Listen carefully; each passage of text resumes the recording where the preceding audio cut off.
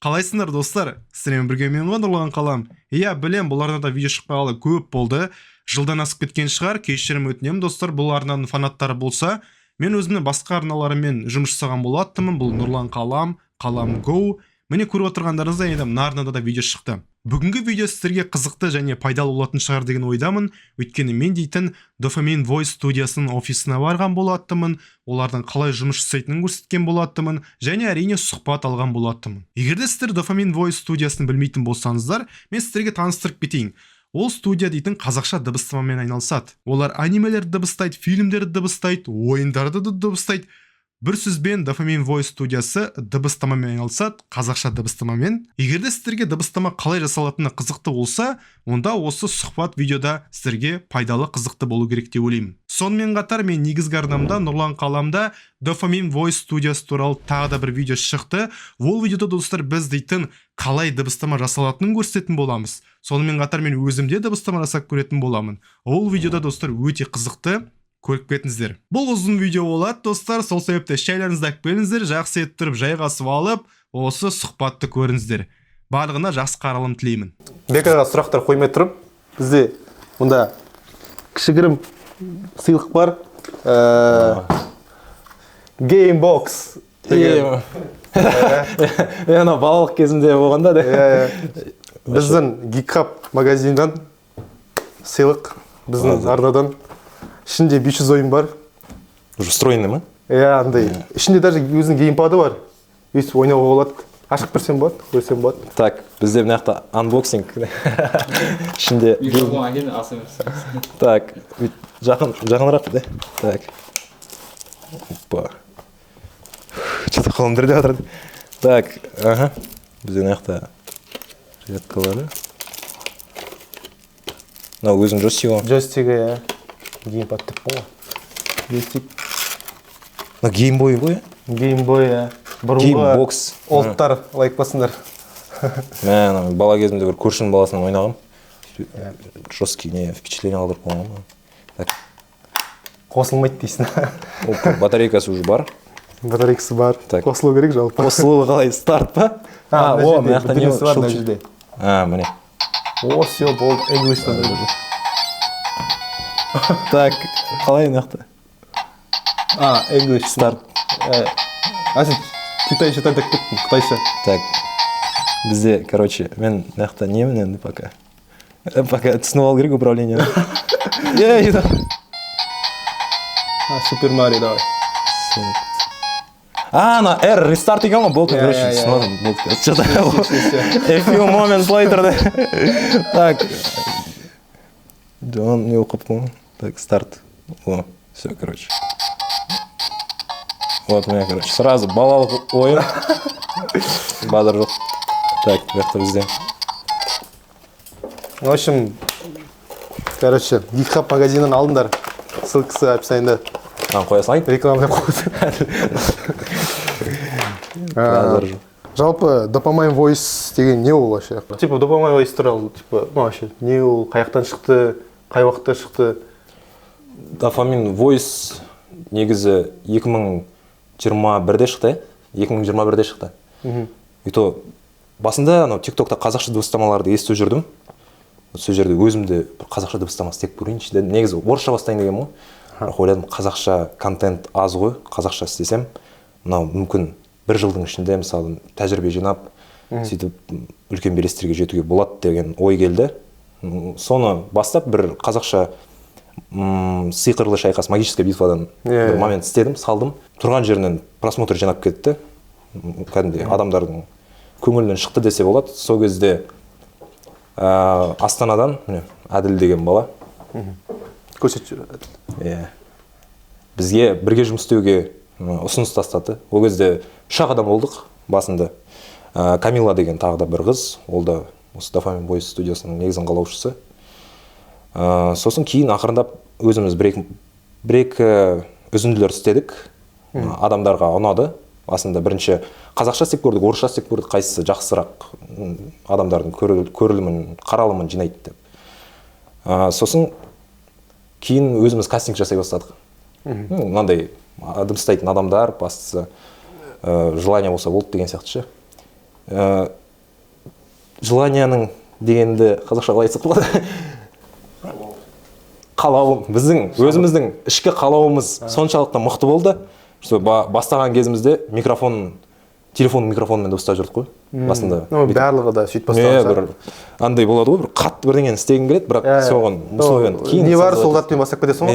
Менде де сөйттім ғой, мысалы YouTube-пен алысқанда да дым болмады ғой, мысалы компьютер мысалы онша емес та, мысалы көп нәрсені көтермейді, микрофон жоқ, наушник микрофоны жылдаған сонымен әйтеуір любой істес, әрбір істе сөйтіп бастайсың ғой.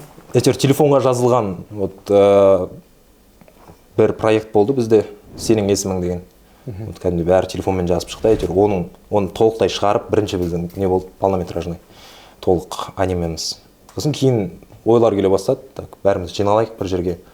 Сөйтіп Әділ, мен, тағы да кастингтан келген Марлен деген қазір Астанада бәріміз бірге тұрдық, сөйтіп балаларды жинап, үйдің ішінде істеп жүрдік, ол кезде матрас қойып, не жастық көрпемен оны орап, күнде каждый запись жасайды. Андай бар еді ғой, есікті көшікпен жауып қоясың, шықпау үшін. Вообще терезе бәрі жауып тастап, отырамыз ішінде деген кәдімгі условия істедік, бәрі диваннан. Сол жақта мониторымыз болды, сатып алдық кейін. Бәрі тура осы жердегі условия сияқты, тек студия жоқты. Сөйтіп істеп жүрдік қаңтарға дейін. Кейін бізге Джо Кассистің продюсері, то есть Yellow House пен Bip House'ның продюсері біз шақырды. Давайте жеге кездесейік, сендер мынандай бір творчество істеп жатсыңдар, так өте қызық, бұны дамыту керек деген сияқты. Сосын Марлен екеуміз келіп сөйлестік, кейін айтты, осы студияда дыбыстай берсеңдер болады деп. Сосын кейін осы условияға үйреніп, контентті өзі сапалы шыға бастады. Олар тегін бермегенше адам, мысалы олар тегін берді негізі. Әлі күнге шейін ғой, ештеңе демейді мысалы.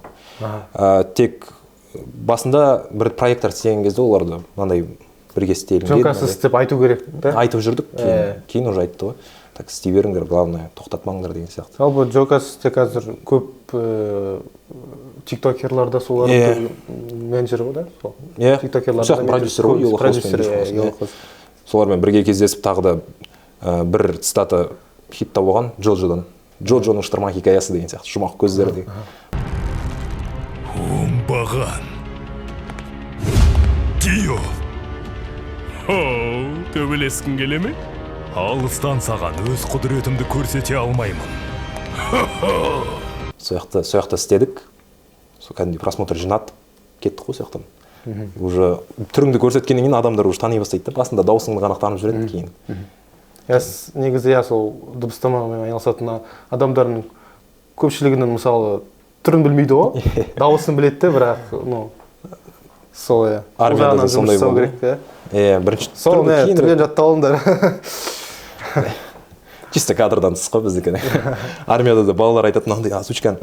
Әйтеуір бір бала менің кейін түрімді тиктокқа сала бастадым. Ең қызық армияда болған ситуацияның бірі. Бір кезде тұрдым, автоматым ұстап алған бүйтіп, наряд тапсырып жатырмын да, ол кезде тұрдық сутка. Sen бір шаршап тұрмын, ұйқым келіп жатыр. Жаңадан келген солдат қой. Келеді, кіреді, қарайды. Көз жанып тұрды, ерекше жанып тұр, содан кейін не болып қалған деймін, маған қарайды дейші, вообще күліп жатыр. Не болып қалған деймін, қасына келемін, тық-тық тұрады, қасымызда екі старшы бар. Айтады, маған тапсыр дейді. Тапсырып жатырмын. Бір кезде екеуміз бірге жіберді қабылдауға. Пост қой. Пост қабылдап жатыр. Сол кезде айтады, бля, братан, сен мен гражданкада саған подписан болғам, сен түрің, бля, пиздец Қазақстанда озвучка жасайтын балаға ұқсайтын сен. Сразу көргенде таныдым, бірақ сен ол сенсің ба дейді. Типа, әлі не уверенмін дейді, короче. Мен айтамын, мен солмын ғой десем.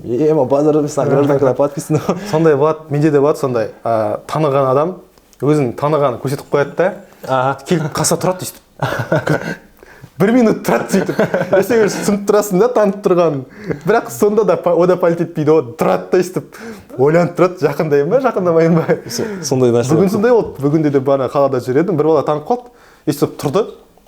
Ойланып тұр, жақындайын ба, жақындамайын ба деп өзімде отырмын, до конца телефон қарап, до конца жақындамады кетіп қалды. Армияда да не істеген ғой, бір бала тоже геймплей летсплейларға қарағанды ұнатады. Соған айтқам, типа, маған айтып отыр, мынандай, короче, каналдарды білесің бе, мынандай деп отыр, бір кез Нұрлан Қалам дейді.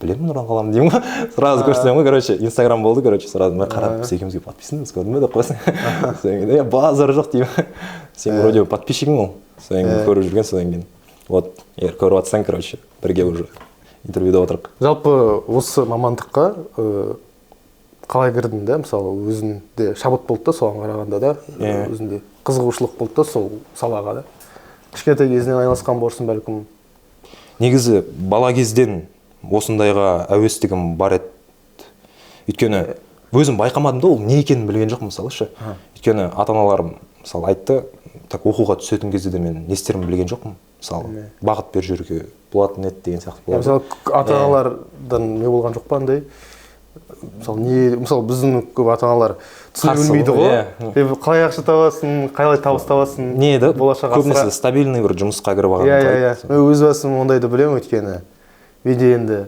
былай қарасам жұмыс жасамаймын ғой өзіме жұмыс жасаймын сол себепті айтады да мысалы қазір жасап жатрсың енді жақсы дейді бірақ ертең 5 жылдан кейін бола ма ол зат болмай ма деген сияқты да қорқыныш болады сондай тура осы сұрақты осы немен қойып айтты ғой маған жоқ басында нелерді микрофоным болды үйде ше кішкентай кезімде андай телевизорлар болса бірдеңе қылып сыртынан дыбыстап өтіп қуып жүретінмін ғой фильмдердің андай сөздерін жаттап алып менде андай болды телефонды аламын камерасын қосамын да дауысын азайтып тастаймын мысалы нарутоның бірде жүріп жатады бір сериал жүріп жатады дауысын азайтпаймын да ананы әйтеуір боз қылып әйтеуір бір прикол қыласың әйтеуір бірдеңе шығарып бересің әйтеуір бір ана шрек спанч боб білесің ба озвучкаларын мен бәрін сізгем бәрін ампулатам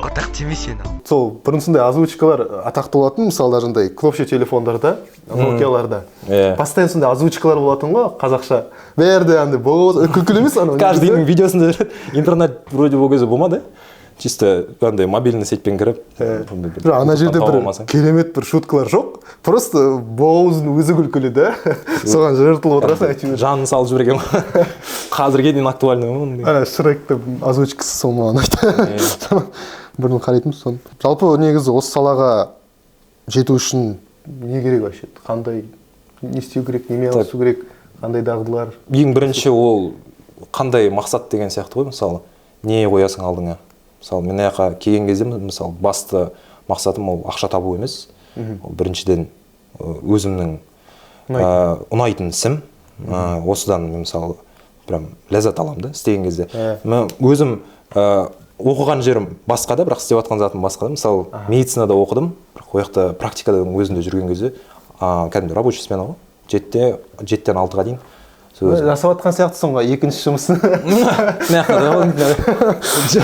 содан кейін күтіп отырасың да қашан жұмысың бітеді деген сияқты 10 минут 15 минут қалды болып па қазір тез бітіп кетсе екен деп содан кейін бір рет қазақ фильмға кастингқа бардық сол кезде бәріміз волна болды ғой кәдімгідей бәрі дыбыстайтын балалар короче сол кастингқа келді бәрін көрісіп танысып солармен и вот сол кезде бәріміз де сол біріне ашылды ғой деймін короче желание да жұмысқа деген шабыт ашылып өйткені қанша біз 9-ға дейін ұстап қалдық сол кезде соның өзінде жұмыстан шықтық шаршамай короче ақша да алдық болған короче вообще не болды все менің жұмысым осы деген сияқты да мысалы қарапайым жұмыста мысалы жұмыс жасайсың саған мысалы табыс түседі да мысалы зарплата түседі сіздерде көбінесе проектке байланысты да мысалы қаншама проект болады соншама мысалы да сіздерде қалай процент сияқты ғой қанша фильм дыбыстап бітесің қанша итог шығады соған қарай уже есептеледі ғой айтқым келіп тұрғаны жеткілікті ма дегенім ғой мысалы сіздерге айналысып отқан табыстар жақсы ма деген сияқты да или кішкене жеткіліксіз сияқты ма негізі уақыттың бәрін сол записпен өткізіп жатқан соң андай қатты бір жерге шығып деген сияқты демалып жүрген жоқпыз сондықтан былай өмірімізге жетеді өзімізге өмірге жетеді бірақ әрине кішкене бір бағаланған қалайсыздар да негізі оның алдында да бірнеше проекттер қолдаған кәдімгідей ол кезде де бірінші жағдайымыз жасап алдық та сіздерде доход көбіне сол мысалы сіздер озвучка жасайсыздар мысалы сайтқа саласыздар сондағы рекламадан түсе ме или қалай жоқ негізі кейде телеграмға салғанда да әділ айтып қояды мынандай каспи не бар просто донат сияқты да сіздерде салып жібересіздер адамдар өздері қолдағысы келсе қолдайды қолдағысы келсе өтірік мысқа кәдімгі не істеді в общем сбор мында деп па мынандай номер қолдағыларың келсе ссылкасын қойып қоямын егер де қазақ дыбыстамасын қолдағыларың келсе Каспий мына жерде деп па жалпы жақсы ғой қолдау керек қой мен өзім мысалы ойлаймын да мысалы ішімде сұрақтар мысалы қалай табады бұлар ақша деп та біз қалай өмір сүріп жатыр деп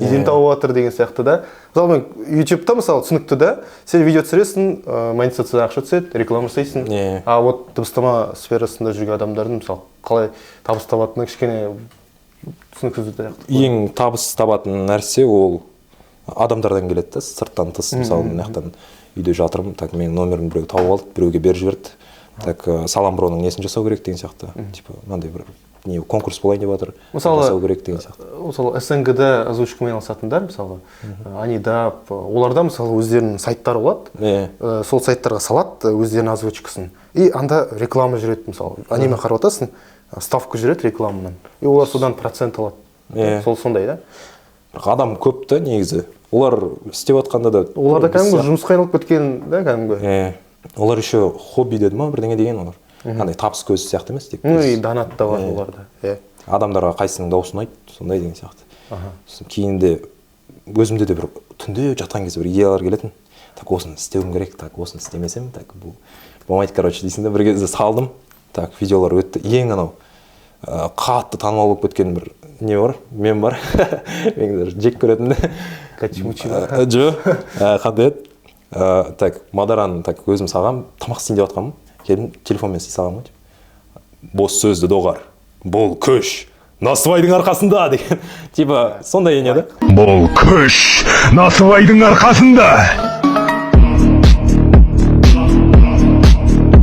жестко прям кетіп қалды сонымен бір кезде армияда да сонымен танып қойыпсың мен көрдім оны негізі көп моменттер сіздердің дыбыстамасы сол мем сияқты андай тиктокта даже сіздердің дыбыстарыңызды қолданады да звук сияқты соған түсіреді үстінен істеп мысалы көргенмін сондайларды жалпы өз жұмысыңызды қалай бағалайсыз ұнай ма бәлкім әлі дұрыстау керек па әлі даму керек әлі көп нәрсемен жұмыс жасау керек бұның бәрін официалды түрге көшірсе өте керемет болатын мысалы осы мемлекеттен қолдау болса теледидардан көрсететіндей деңгейге жетіп сондай сіздер айтып едіңіздер ғой неге жалпы шығу керек деп бір проект телевизорға адамдар өздері кейде бір комната жалдап кәдімгі кинотеатр өткізеді негізі астанада болды алматыда кәдімгі жиналып бәрі сол дофамин бойстың несі короче қазақша кім көргісі келеді солар келіп бәрі жиналып көретін дауысты мысалы дамыту үшін бірдеңе жасадыңыз ба мысалы негізі или солай сразу туа салдыңыз ба жақсы дауыс жоқ бәрінде андай болады ғой переходной возрастқа дейін әлі дауыс кішкене бірақ мен баяғыдан кішкентай кезімде андай бір каналдар болатын өзім дыбыстап бір ұнайтыны вот сен озвучкаңда сіз деймін то сен деймін короче сен дей беремін бека короче вот сенде мысалы мен байқағаным андай жуан дауыс бар да андай бір тестостероновый бір жігіттің дауысы сияқты жуан дауыс бар и вот сразу андай дауыс та бар менде ондай жоқ мысалы көп адамдарда ондай жоқ сияқты бір тек мысалы кейбір дыбыстамамен айналысатын адамдарда бір андай бір определенный типаждың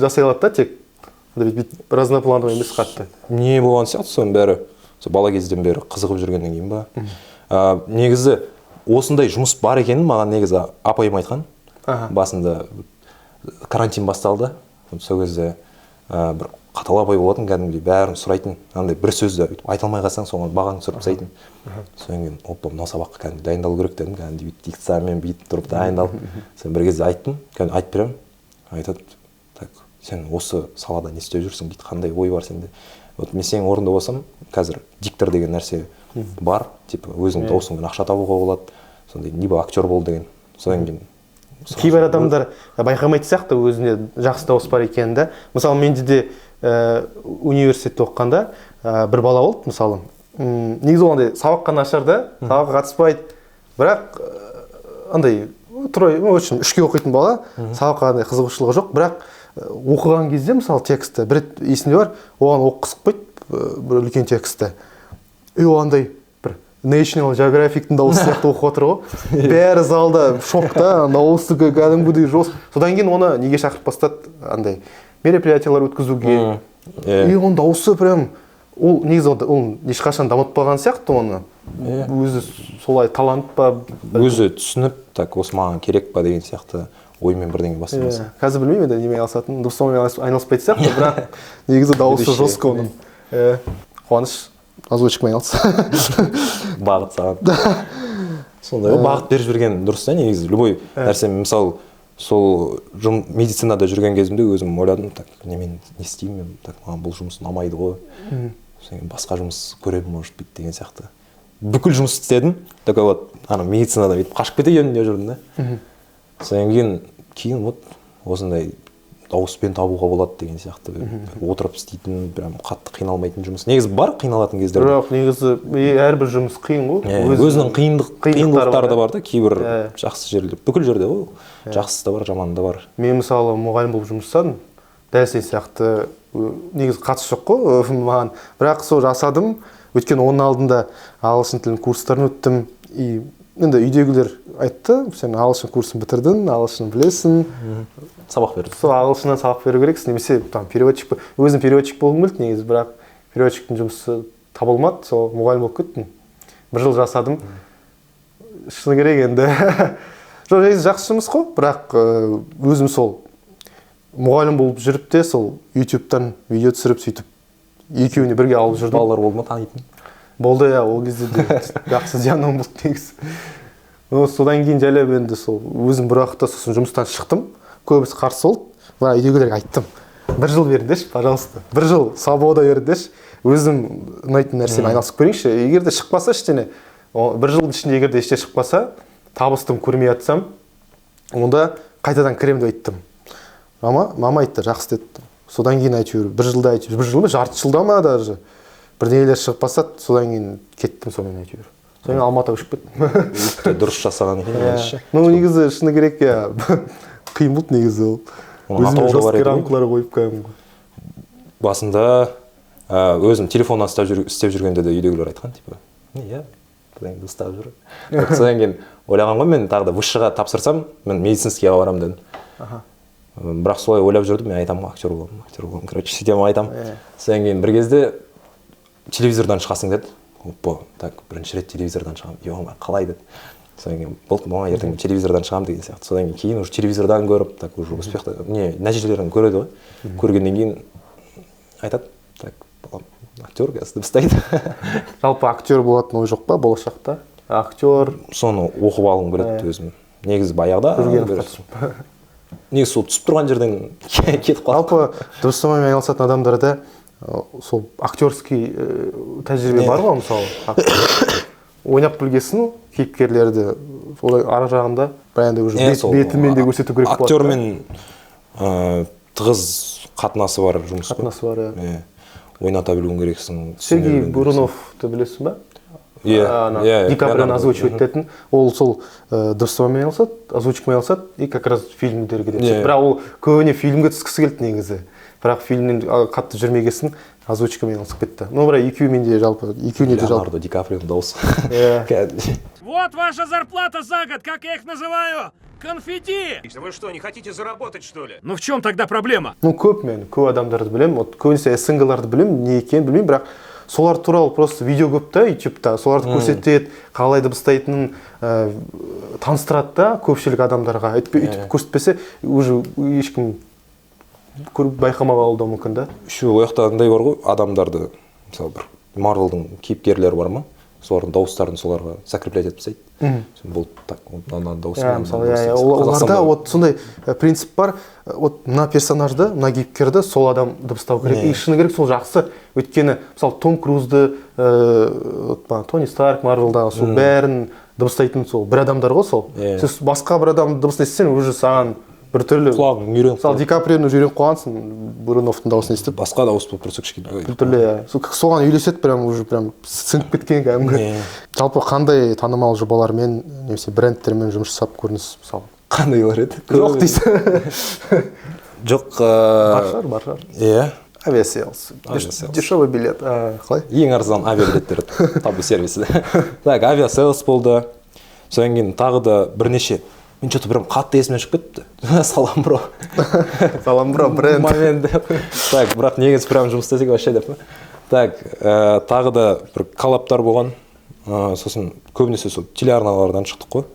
Хабар, Евразия, Алматы, таңғы студия, сосын енді түнгі студияға барсақ вообще пик. Содан кейін негізі есімде де қалмапты, бірақ бар кәдімде. Бірге жұмыс істеген, бірге отмечать етіп істеген. Вот бізде Шекердегі, например, Алдияр бар ғой. Сол жақта сол өзі де бізде бірнеше моменттер дыбыстаған, егер прям көпшілікке танымал актерлардың біреуін айтсақ. Так, мына жерде бірге Чорындығылдың балалары жұмыс істейді. Күнде кездесеміз ғой. Ол туралы білмеппін. Мен жалпы аз білемін негізі. Сіздер туралы интернетте дұрыс мәлімет жоқ та. Мысалы естімейсің, бір оқығың келсе, мысалы статья немесе, мысалы мен өзім жазып қарағам, по-моему, іздеп көрейін деймін, мысалы или Википедиядан хотя бы оқып бір таныс болатындай. Сол себепті осылай информация алып отырмын. Бірнеше статьялар бар, вроде бы, степпенмен. Бар шығар енді. Бұрында жазылған нелер олар, енді бастап жатқан кезде. Осы дыбыстамамен айналысқысы келетін адамдарға қандай кеңес бере аласыздар? Бірінші, бұның соңы неге әкеп соғады, соны алдымен болашақты ойласаңдаршы. Егер ақша тапқым келеді деген сияқты не болса, ой болса, онда сразу тұқ қой, короче. Негізі көбіне осындай творческий жұмыстарда бірінші өзіне ұнайтын затпен айналысу керек та. Мысалы сен ақша тапқың келе ме, бизнеспен айналыс деген сияқты сөз ғой. Бірақ енді творчествоны бизнеске айналдырып жатқандар да бар ғой. Жақсы тауып жатқандар енді. Бірақ ең біріншісі енді ойлайтын сол. Бірінші сапалы жасау керек та. Сосын жайлап уже келіп бастайды. Алдымен тілдеріңді үйрету керек. Например, қазақша көбірек кітаптар оқып, сөз байлығыңды жақсартып, қиын сөздерді айтуды үйреніп деген сияқты. Сондай қазір қолданыстан шығып кеткен сөздерді де мағынасын түсініп деген сияқты. Бірақ қазір көбінесе жаңа проекттер келсе, кәдімгідей қарапайым сөздерді қолданып отырық. Өйткені көне сөздер болса, типа жөн жоралғы бойынша аттанады. Мен бір байқағаным, мысалы қазақша сценарий жазамын ғой, мен мысалы видеоларға текст жазамын да, мысалы әрқашанда қиналып кетемін кәдімгі. Өйткені кейбір сөздерге, мысалы даже технический сөздерге, мысалы орыс тілінде көп сөздер бар, жақсы үйлесіп тұрады бір-бірімен, күшті кәдімгі. Мен соны бірінші орысша жазамын да, енді қазақша аударасың, отырасың, кішкене ойланып кетесің, мына сөзді қалай аудармасы бар ол сөздің. Бірақ ол сөзді ешкім түсінбейді, контекст өзгеріп кетеді уже. И мен отырамын, не айтатын, қарапайым сөзбен тоқтатып. сосын вообще ауыз екі сөз болып кетеді, қарапайым болып кетеді. Сол жағынан кішкене қиын шығар да, дыбыстама жасағанда да кейбір сөздерді қою қиын. Орындары ауысып кетеді. Мысалы, бірақ бізде сол қиындықтары туралы айтайық, қазақша дыбыстамадан. Негізі дыбыстамадан қиыншылық сол баяғыдан бері бар сияқты ғой. Содан кейін негізі біз дыбыстамай тұрып, официальный дыбыстап жүрген Тачкинің қазақша переводы официально істелінген ғой. Сәлем, Джексон Қарадауыл, дұрыс па? Керемет болды. Вау, рахмет Найзағай Маккуин. Сені басып озам деген арманыма бүгін жеттім ау. Рахмет. Бас қосу ма әлде басып озу ма? Түсіндің деп ойлаймын. Тачкины аударған кезінде, например, тәшкілер деген бірдеңе алады. Типа кейін көліктер болып кетті да, типа Карс. Бірақ тәшкілер деген вариант болғанда, типа ойланасың да, типа мынандай не деген сияқты. Еще андай игра словтар болады ғой, мысалы фильмдерде. Оны кәдімгі аудару да қиын да. Мағынасын кетіріп алмайтын. Вообще, егер хотя бірдеңені дыбыстап жатқан кезде, оны алдымен зерттеп алу керек та. Материалды. Көне сол текстпен айналысатын адамға соның жұмысы қиын сияқты. Сол оның мағынасын шығарып оны. Еще оны шығара алмай қалсаң кейде айтады, так, мынаяқта мынандай болды ғой, так дұрыс аудармаған, косяки перевода деген сияқты нәрсе болады көп. Ну, қанша қиын болса да, бірақ қызық. Шығып жатыр проект. Стелініп жатыр. Ең бастысы стелініп жатыр, жалпы сол ғой ең бастысы. Жалпы негізі қазақша дыбыстаманың болашағы бар деп ойлайсың ба? Бар. жоқ деп тұрған дейсің да. жоқ вообще жоқ негізі өзі айналысып отырып дейсің. бар өйткені қазірдің өзінде бір жаңа проекттер келіп жатыр ма қазір көбінесе адамдардың өздері де көп қазақша нелер шығып жатыр. Байқадым, тренд болып кетті ма қазір даже қарапайым адамдарды да үйден де дыбыстап соны салып жатыр да өздерінің жұмыстарын. Андай бір волна пайда болды да қазақша дыбыстаманың. Қазір қаншама бар, мысалы сіздер барсыздар да Dopamin Voice, сосын тағы біреу. Ани дыбыс бар. Ани дыбыс бар. Қалған білмеймін де. Так, жоқ, кім бар еді тағы да? Қалғандар конкуренттер. Кім бар еді тағы? Жоқ, Арай медиа бар, прям официально нелерден, вот прям кәдімгі мемлекеттен келіп жатқан. Арай медиа, Синематон. Маған дыбыстама, ана Стражи Галактиканың озвучкасын жасады ғой. Кім жасап еді? Соның дыбыстамасы маған кәдімгі жестко ұнады. Ана прям дыбыстар прям орнымен жақсы қойылған. Қане, айтқандарымды қайтала. Атым Грут. Жоқ, бұл бәрімізді өлтіретін батыр ма? Тағы бір байқап көр. Атым Грут. Атым Грут. Атым Грут. Сосын Том Хардиннің дауысын естіп көрсеңдер. Оның деген. Сол дыбыстаманы істейді, Мадараның дауысы. Бізде Абылайхан деген прям өтті талантты жігіт бар. Мана Мадараның дыбыстамасы шыққан, маған бір рет шортстама бірден шықты. Андай ағылшынша, японша, итальянша, и соңында қазақша сосын бәрі.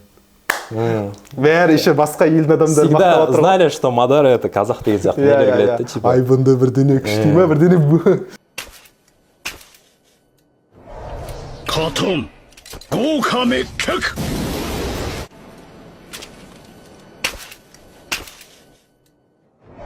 Fire style, majestic destroyer flame.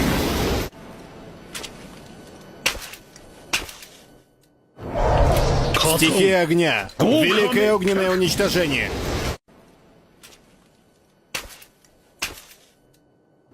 Вот стиль. Айбында қиратушы жалын. Жестко, дерзко шығар. Оның да еще дыбыстағанда, мысалы біздікінде біз дыбыстап жатқан кезде бір кішкене өзіміздің интонация бар да, оның өзінің бір толқыны бар ғой, кәдімгі интонациясымен ойнайды кәдімгі. Вот соған прям қатты қызығамын да Абылайханның өзінің творчествосына. Ол мысалы не режиссер осы мына жақта тұрған Жүргенов өнер академиясын бітірген. Жалпы бұл мамандыққа оқу керек па деп ойлайсың ба? Немесе өзінде былай айналысып, былай үйде айналысып та үйреніп алған? Оқып алсаң андай артқа шегінер жол болмай қалады да. Типа оқыдың, так мен бұдан басқа так не істей аламын. Пока желательно бір мамандықты меңгере беріп, оның қасынан бүйтіп алып жүріп, кейін тәжірибе жинап, так үйреніп кетуге болады да. Но желательно оқу керек қой. Бірақ мысалы, Жүргеновте мысалы режиссерге оқығандар, мысалы и вот бірақ былайда да адамдар түсіріп отыр ғой фильмді, режиссердің мамандығын алмайды. И вот көпшілігінде андай ой болады да, мысалы, оқымаған деген сияқты. Ондай бір түрлі бір. Бірақ мен ойымша ол адамға байланысты ғой ол. Даже оқымасан да, бірақ егер де сенде практика болса, жалпы жасауға болады деп ойлаймын. Мысалы, сыйындық бар да, мысалы. Сосын андай ойда болады ғой, адамдар комментарий жазғанда прям қатты таралған комментарий болған, типа естіп жатсаң балапаны сияқты болып кеткен деген сияқты.